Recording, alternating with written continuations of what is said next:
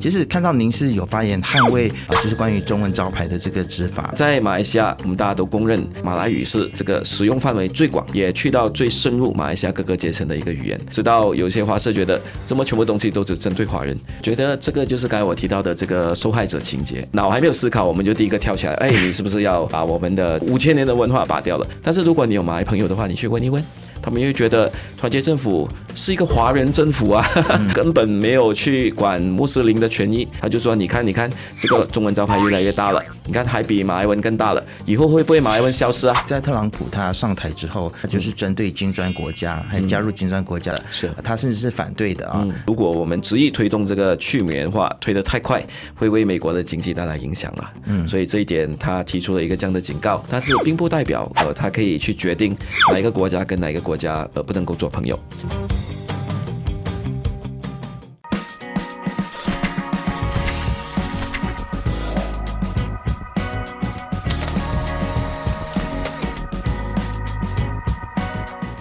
嗨，你好，我是能杰。这个时候你在收看以及收听的是由 BFM 财经所制作的财经拷问。今天呢，来接受我们讨论的是八达岭在野的国会议员李建聪。那么其实呢，这是我第2次访问建聪了啊。那其实 YB 建聪呢，他除了是一名国会议员之外呢，也是公正党的通讯主任。在他的官网当中呢，其实他表示说，他希望能够在邻里选区，甚至是在全国的范围来推动变革，让八达岭在野成为更加进步、和谐以及永续发展的社区啊。那其实我自己个人呢，就是八达岭在野的新住民啊。那从沙捞越来到西马这边发展，其实一直住在这个八达岭在野已经有10年的时间了，所以今天很高兴能够请到 YB 李建聪来上我们的节目，欢迎你。感谢主持人，也非常荣幸你成为八达岭在野的议员。是，那其实在八达岭在野居住呢，真的是非常的有感觉，可以感受到这个社区它这个地区它不断的在转变啊。所以今天请您上来也是要来多聊聊这个地方的发展，因为其实我在我们的朋友啊，就是伟康的节目当中，他访问你，结果他给你非常少的时间在后面讲到关于你现在在推行的一个计划啊，所以我就很好奇，说到底这是一个怎么样的计划？所以今天第一题就来问你好了，来跟我们分享一下最近的这个新的计划。好的，我的推动在大选的时候，我就推动了我的宣言，叫做永续八达岭 （Sustainable Petaling Jaya）。那么永续八达岭呢，有4个主要的这个宣言啊，那其中一个呢，就是打造一个先进而且是方便的公共交通。那么第2呢，就是要把邻里的这些基础设施，譬如公园啊，譬如我们的行人道、我们的脚车道，还有这个整个居住的素质呢，就把它弄好。第3呢，就是进一步的推动更多的软文化还有活动让我们的八达岭的不管老少都能够安身立命，都能够有自己想要去发挥、想要去爱上的这些爱好、嗜好。那这些都是我们在努力推动。但最后一项呢是关于全国的。那我是希望做一个国会议员嘛，总不可能一直就在选区，所以全国呢，我们希望推动更多体制还有这个法律上的这个改革去打造一个更加宜生态，那么一个宜居，还有一个更加进步的马来西亚。是，其实您是不是有一个倡议，现在就是要在这个 PJ 这个地方，你要来推广一个什么地图是吗？是，这个是一个寻宝地图。OK， 它的宝呢，是因为 PJ 有一个地方叫 PJ Old Town，是一个老区，有的就叫它做PJ 的旧街场那么广东话就搞街场。那么它经过了岁月的洗礼呢，其实今天它已经逐渐的褪去之前这个繁华的这个色彩。那么今天呢，变成一个宁静的一个小镇，一个老镇。我的服务中心就在里面就在这个 Old Town。那我也发觉到里面有太多值得书写，太多值得分享。那么也有很多这个不错的景点，包括这个宗教的一些场所有历史的，比如阿顺大的医院，还有这个教会。那么加上当地的美食因为我们都知道老地方的食物是经过岁月的淬炼，通常都比较有古早味所以我就做了一个决定，就把一个PJ Old Town 的美食和文化地图呢做出来了。OK， 这个美食文化地图呢，我相信我是一个人非常期待，因为我在这个 PJ 生活这10年啊，我大概是重了10公斤左右，所以你可以想象这个 PJ 的美食，对不对？是好，YB， 你既然今天来了，那我就要问你一个问题，就是关于 PJT 令的问题，因为之前我们也做了一个专题啊，是，那当然有人赞成，有人反对啊。之前其实您是有曾经反对过这个项目的是吗？我向来的立场呢都是反对，但必须提供一个替代方案。那我的替代方案呢，就是公共交通。因为对于只是纯粹为了反对而反对的民众，我想有2种啊，一种就是刚好这个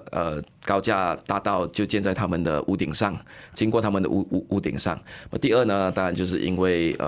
就纯粹的反对发展。我觉得这2个心态都是不健康的。每天的这个八达岭在野的堵车的现象，相信你们也时常经历也都卡在路上，这点我是理解的，而且我们的花的时间都越来越长。可是与此同时呢，我也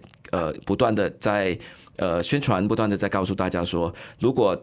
只要我们一天还是高度的依赖车子的话呢，这个问题是没有办法解决的，而且只会建了一道又一道更多的这个高架的这个高速公路。是，那其实YB，你觉得现在我们这个所谓的最后1里路做得怎么样？因为其实我们可以看到说，不管是 MRT 或是 LRT，其实它的整个的覆盖跟这个分布可以算得上是有增加了。虽然有些人认为说增加的不够，但是最后1里路还是大家最在意的部分，因为我也把这个地方做好了，我们才能够更多利用公共交通嘛。所以可不可以跟我们分享说，其实这个最后1里路它现在遇到的一个难题是什么呢？好，我们的最后1里路做得坦白讲很烂啊，大家都看到这些行人道，YB 真的很诚实，因为我也是使用者。那么走到一半的行人道突然间就消失，然后下起大雨的话没有地方躲的这种窘境啊，我想我们大家都或多或少都经历过，成为这个落汤鸡啊，或者是非常危险的要跨过一个马路的这种情况。所以最后1里路呢，真正要去落实呢，必须要采用这个whole of government， 就是全政府，然后全社会的这种能量去促成的。因为最后1里路今天我们做的这么烂呢，就是2个大的原因啦，我分析。第一呢，就是我们高度依赖汽车的一个政策所致。那么第二呢，就是政府之间其实缺乏这个协调，真正以这个公路使用者或者是行人或者是脚踏车的这种骑士的这个角度去看待这个事情。所以当你太过打造一个 car-oriented economy 啊，就是一个汽车经济的话，你就会忽略了其他很多的方方面面。可是要说回来，其实是要有一个痛苦的一个抉择啊，政府必须要加大这个力道去投资在这种基础设施，当然这是需要钱的。那么第二点呢，我们也必须要有一些政策去鼓励我们的民众去使用。所以现在呢，在我看，如果说现在我们的汽车大家都高度依赖的话呢，我们可不可以这样子假设？接下来呢，我们可不可以假设一个情况是，每一个家庭或许就不需要超过2辆车啊，那个可能是一个进步了，比起现在可能每一个成员有一台车啊，这个就太严重了。那么第二个呢，就是是不是我们应该确保说，只要我们每一个人平均步行5分钟呢，就可以到附近的巴士站，就可以到附近的地铁站，就可以有这个公共交通的衔接。所以要以这样的一个大的一个框架去规划，我们才可以。不只是从这个公共交通的频率，我们的这个巴士，我们的 LRT、MRT 之类也从我们的城市规划再去做一个转变。不然的话，现在你可以看得到嘛，越来越多的 township 都不断的像这个蘑菇这样不断的在巴生谷的四周围生出来了，有这个在瓜拉浪岸已经是延伸到接近人家龙了都有这个 township。那在北部呢，已经到矿这样的，之前是比较偏远的地方，也打造了很大的 township。你可以想象，这些住宅区呢都是比较大范围的，然后巴士都比较难去服务他们的，所以他们都肯定又更加需要依赖车子。然后到了周末，不知道你们有没有觉得，最近周末都和周日一样塞。而且有的时候可能更塞部分时间，就是因为住在郊区城郊的这些居民呢，他们也想要到吉隆坡来啊，他们要来消费，要来购物，要来探朋友，所以就导致了我们的这个交通陷入了这个瘫痪。所以回到来呢，我们从根本上呢，一定要再鼓励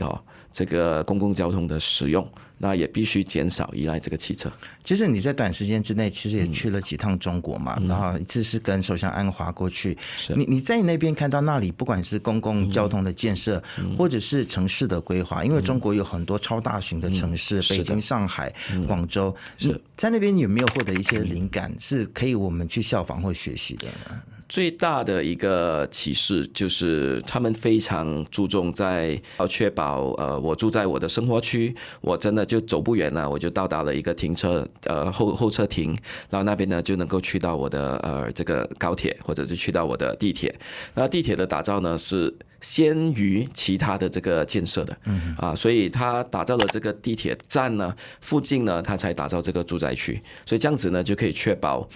你的整个规划呢是掌控在鼓励大家使用公交的这个情况上。我们的情况是terbalik的，我们是先起了downship，一个又一个downship，过后才想，哎呦惨哦，他们没有公共交通，快拉一个 MRT 过去。那你拉去了，其实大家都已经买车了，你买了车，你就有一个sunk in cost，你每个月都要缴这个公车嘛，所以你还了，你就觉得哎呀，干嘛我不用？然后你就用啦。然后每一个人那么想的话，大家都你看我看你都堵在路上动不了了。对，其实整个国家的这个战略或者是很多的政策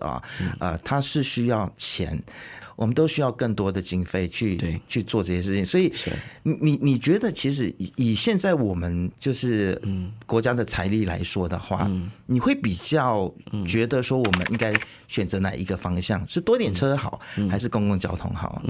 它并不是一个零和的情况了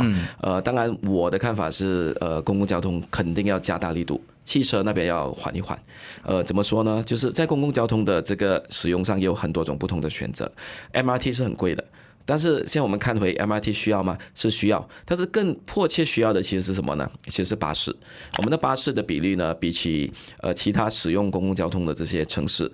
的比例是很低的，所以我们大概比其他城市少了。只占了20%一个需要的这个巴士的总量我们只达到20%，还有80%的这个成长空间。所以有的时候你在等车，你有些不懂巴士几时来，过后你就觉得很逼迫你就不会再使用它了。所以这点呢，我觉得昌明政府是走在对的方向。陆兆福部长也在订购了更多的这个巴士。那么另外一点，在 MRT 还没有推行的时候，它也通过善用优化我们现在的 KTM。其实 KTM 我们大家都有经验嘛，有等了那个车都没有来，就是很多车坏了，然后没有去修好，然后也没有新的车能够过来取代，所以政府其实已经投资了100亿，现在从中国那边租赁这个火车车厢过来呢，去希望能够增加这个 KTM 的轨道的这个载客量我觉得这点是做得非常好的就是先把这个 low hanging fruit 一些比较大的痛点呢先解决，过后你再谈这个 MRT3 MRT4 这些要不要再建设啦？其实你刚才提到陆兆福，有些人会认为说陆兆福很像没有做到什么东西，他只会卖车牌而已。你自己怎么评价他的表现？我不认为是这样的，他其实有做了很多的这个政策呢，我们是看得到的，但是民众呢要感受得到呢是没那么快因为当你就算租了用了100亿租这个火车也明年年头才到，那么你增加订购这个巴士呢，你也需要时间所以现在我们的巴士的这个总量其实是逐步在增加了，所以我们现在才敢在加拉安邦还有在这个旧巴生路设这个专用的这个巴士道对吧？那个也惹来很多人的骂声对，所以也证明说习惯要改变不是那么容易但是我们也不是盲目的就这样去做，也必须确保有足够的巴士，确保有足够的这个原有的火车路线的火车或者轻快铁要 service 得更好，然后最后一里路再打通，那么我们再来谈其他的吧。了解。最近呢，其实大家对于 YB 你的这个关于中文招牌的一些的看法哦，大家可能也会心里觉得有一点点的疑问，为什么 YB 会这么想啊？因为其实看到您是有发言捍卫吉隆坡市政府的执法哦，就是关于中文招牌的这个执法。现在想要问你，就是说，旅游部长张庆信认为说这样子会吓跑中国游客但你却认为说要捍卫我国的母语啊，所以可以把你的想法再更清楚的跟我们来说明。是，我是捍卫我国的国语啦，母语我国的国语不一样，对吧？我认为国有国法，那去到每个国家呢都有这样子的一套的法律。不可能任何一个国家的人过来呢，他可以有逍遥法外啊，可以有另外的一套法律适合他自己。我想一样的，我们就算去到了中国，中文招牌肯定要最大的，那你不可能马来文的招牌比中文的招牌更大。这个是中国的情况，这个在欧美的情况也是一样。就算你去到了挪威，你也必须要放这个挪威语，对吧？所以每个国家呢都有它的一个通用语言。那在马来西亚，这个我们大家都公认，就只有马来语。因为不管你去到沙捞越的内陆，还是你去到这个大城市，还是因为过去种种的原因呢，马来语是这个使用范围最广。也去到最深入马来西亚各个阶层的一个语言，那我们就把它公认为一个国语嘛。所以这个语言，当我们在放在招牌的时候呢，已经有了一个规范，而这个规范也不是最近的，所以我就觉得很纳闷，为什么这个事情在这个时候要发酵？当然我们都有一种这个受害者的情节哈，就会觉得说，哎呀，又来打压了，又来什么了？但是我认为这个事情并不是这样子的。这个事情呢，它是因为包括马来西亚的不管什么人，华人也好，马来西亚的印度人也好，马来西亚的马来人也好，都要遵守同样的规范。难道我们可以说，国外的人来投资，他可以有不同的规范吗？这样子的话，是不是对本地的中小企业也不公平啊？是，对，所以这个是我的看法。但是有人认为说，就是当然捍卫国语，也有人捍卫母语，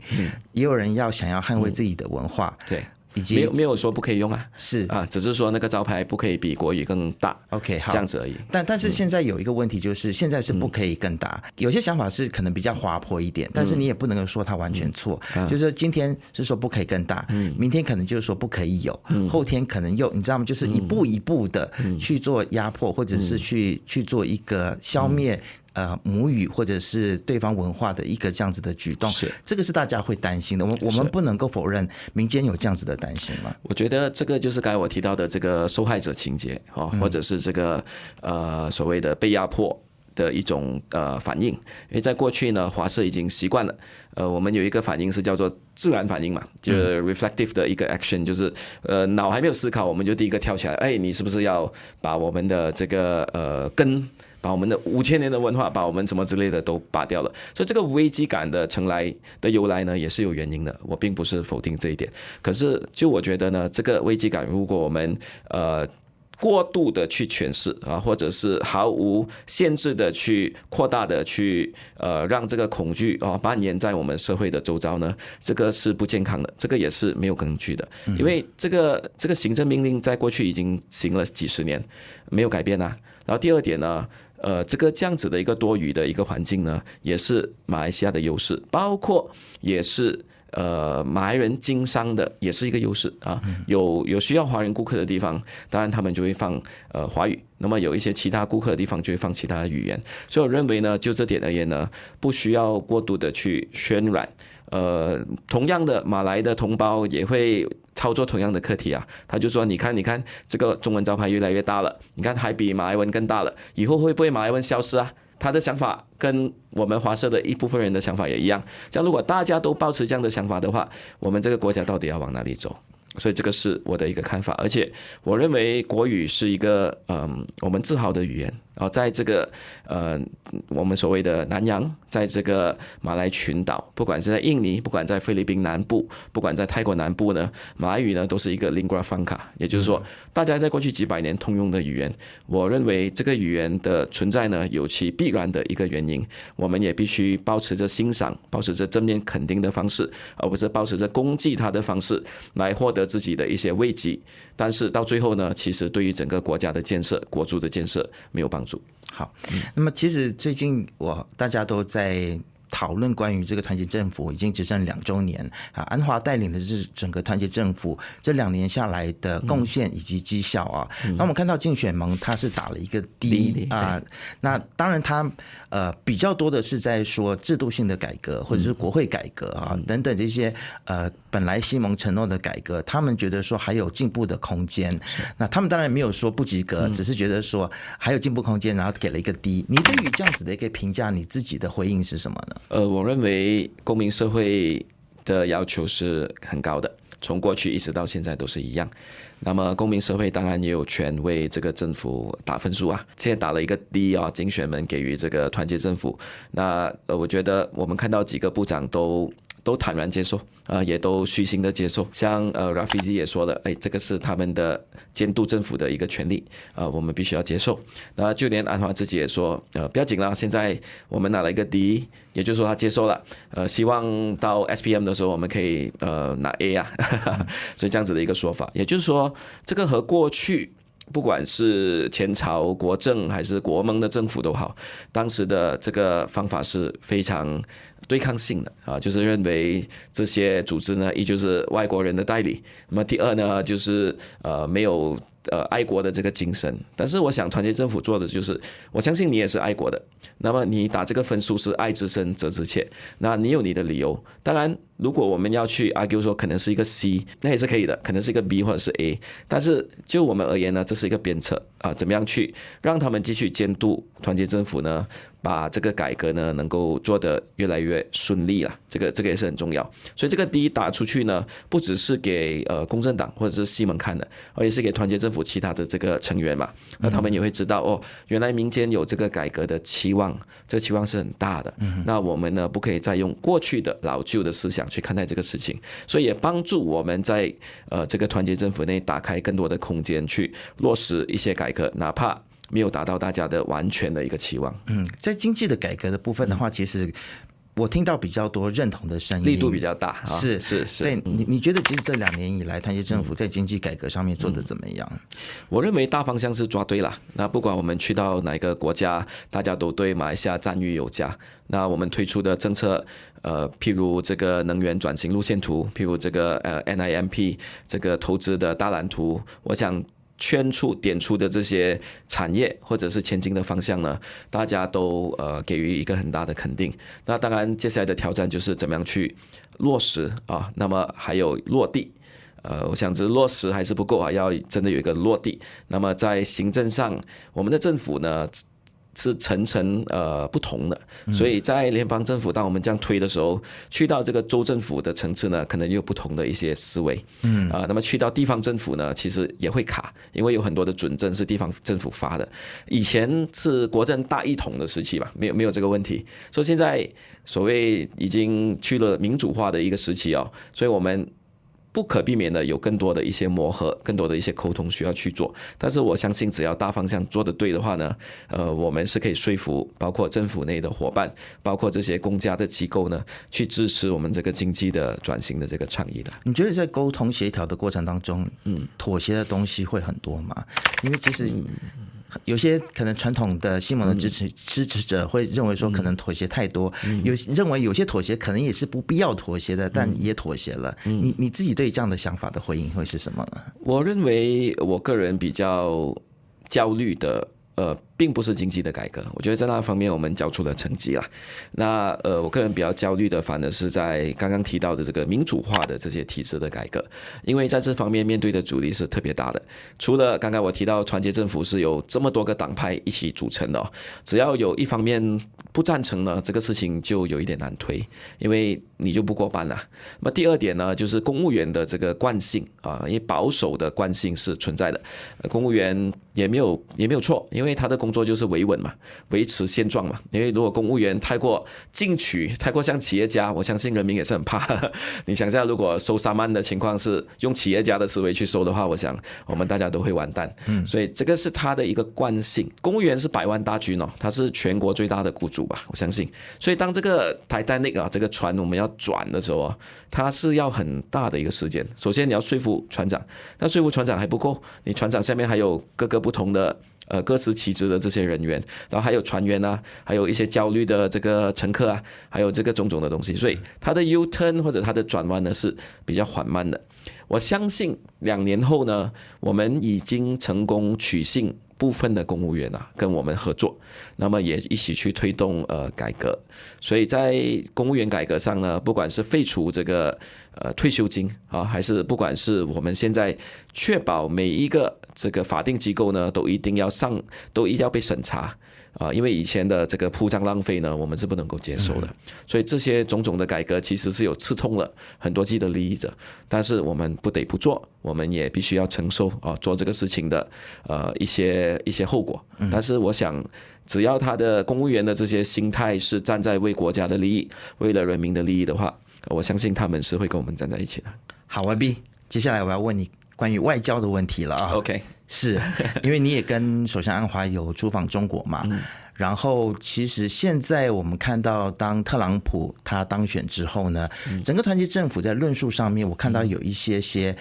不一样的地方，包括了再次提起说，美国是马来西亚最大的这个外资的来源国啊。然后在首相安华他提起这件事情之后，我就看到其实团结政府有很多的官员，还有很多的 YB 都开始在谈到这件事情啊。所以这是不是意味着说，其实我们在整个的外交的路线上面，它会有一个转变，还是说我们是维持同样的路线，但只是我们的这个说法上面会有一些不一样的策略了？其实可不可以来跟我们说明一下，接下来其实团结政府的外交策略是什么？我觉得策略其实没有改变，只是民众的观感有了改变。对于中国的这个友好，其实在过去我们是第一个跟中国建交的国家。那么从敦拉萨的时期开始呢，对于中国的这个双边的这个联系就没有中断过。所以现在呢，只是因为中国的体量，它经济体量越来越大，所以当我们在做很多交流的时候，因为中国体量一大了，以前可能就是1线城市就那几个，现在1线城市那么多，2线又更多，对吧？就几百个城市要去交流，所以这个频密度呢肯定是大大增加。它也反映在现在的这个航班嘛。如果中国不是一个已经发展了的经济体，它不会有这样子的一个重量去承载那么多的这种双边的这个往来啊，所以这个是一点。但是和美国的关系呢，其实从过去开始呢都是非常紧密的这点不管是在冷战的时期啊，或者是在越战啊，包括在投资上啊，我们的 Bayan Lepas 工业区都是拜很多美国的企业、半导体企业先过来嘛，所以才打造而成有今天的成就。所以和美国的关系是一向来都好，只是和中国的关系呢，从一开始大家不太看得到，到现在好像很显著了啊，所以就有一种感觉是你是不是和美国疏远了？其实从我的观察呢，不管是在官员的互访，还有在经济上的这个贸易往来，包括社会上的很多这些到美留学，包括在当地交流的，还有人员的配置我们可以看看在美国大使馆在这边的人员配置呢，都可以看得出马来西亚是一个重要的国家。那对我们而言，当然不管是中国或者是美国呢，我们都希望成为他们的好朋友。那么我们也不是一个大的国家，也不会威胁任何的一个这种大国的这种政治的博弈，只是在政治博弈越来越尖锐、越来越对立的时候啊，我们就希望能够扮演一个第三方的一个角色能够成为这两个经济体的这两个国家的一个缓冲区，那也成为这个南方国家因为不只是马来西亚，我相信这个发展中国家包括中小国都面对这样的一个困境如果大的国家在开始不好的时候呢，其实第一个打喷嚏的是大国，但是感冒的是小国所以我们都不希望这个经济的去全球化呢变得越来越糟糕因为小国呢总是能够在这个全球化的货物或者是人员或者是资金的这个互通有无的情况下呢，能够受惠最多的。其实现在在特朗普他上台之后，前几天而已，他就是针对金砖国家，还有加入金砖国家的这些小国，包括我们啊，他虽然没有直接点名了，但是他有提到这件事情，就是他对于金砖国家是有他的想法的，是他甚至是反对的他也觉得说美元他要持续美元的一个霸权，所以其实我们团结政府对于特朗普的上台，对于金砖国家的这样的论述，我们有没有了一些危机感，或者是有没有一些策略要去应对呢？他对金砖国家没有直接讲什么，但是他对金砖国家如果推动去美元化，他就有意见，因为美国在过去是世界的一个警察嘛，那它也是一个世界的银行啊，在某个情况上，我们都用它的货币，所以如果我们执意推动这个去美元化推得太快，会为美国的经济带来影响啊。所以这一点他提出了一个这样的警告，我们也认为根据这样子的脉络，我们明白他的意思，但是并不代表他可以去决定哪一个国家跟哪一个国家不能够做朋友，哪一个国家和哪个国家不能够用本身的货币来结算我们的一些原产品啊，我们的一些商品。所以这个事情呢，肯定是会继续的。马来西亚也已经决定会加入这个金砖的国家，我们也把这个意愿呢也通知了美国，那么也非常相信能够获得美欧还有其他一些跟我们已经有长久关系的这些国家的这个谅解啊，如果他不同意也好啊，但是至少他谅解啊，我们这个国家有我们的发展的需求，我们国家也有自己的方向要去跑。我举一个例子，这个巴勒斯坦的课题，我们和这个美国也闹得很尖锐嘛，但是美国人是知道的，因为这个立场呢，我们从70年代开始就是保持这样的立场了啊，所以这个美国当然他可以的话，他希望我们跟他站在同一阵线嘛，但是这个并不是我们国家人民的意愿啊，我们要去支持巴勒斯坦的这个解放斗争，也跟当时在南方国家有很多的这个国家争取独立的这个过程呢是接近的。那我们都对于自己的土地呢应该要拥有所有权，要有一个 say， 所以这点呢我们也很坦白的告诉美国啊，他们也是 OK。但是我认为巴勒斯坦跟哈马斯还是有区别的，对吗？那当然是，